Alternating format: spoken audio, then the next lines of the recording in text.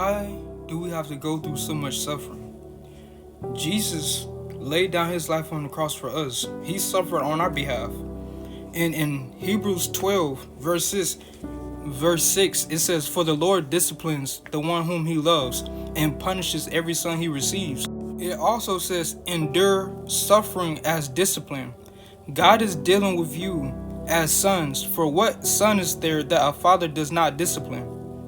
But if you are without discipline, which all receive, then you are not one of his children. Furthermore, we had human fathers discipline us, and we respected them. Shouldn't we submit even more to the Father of spirits and live? For they discipline us for a short time, based on what seemed to be good to them.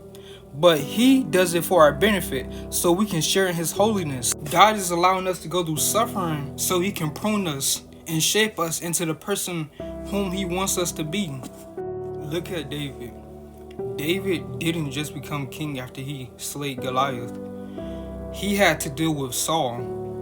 Saul was jealous of him and Saul wanted to kill him. David had to leave Israel and go to a whole nother country just to get away from Saul until Saul died, and then they welcomed him as king. Look at Joseph.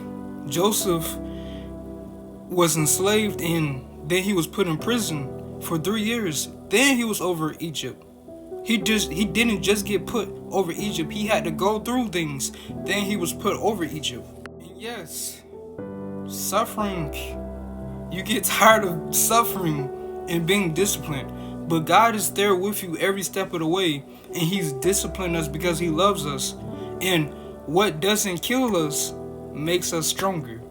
So do not think just because you're going through something. In some cases, some people are suffering because of disobedience. But in other cases, you're suffering on God's behalf. You're being disciplined because God loves you and he's molding you and he's pruning you. Romans 12:12 be rejoice in hope and be patient in suffering. And know this, suffering only lasts for a little while. Then there will be joy.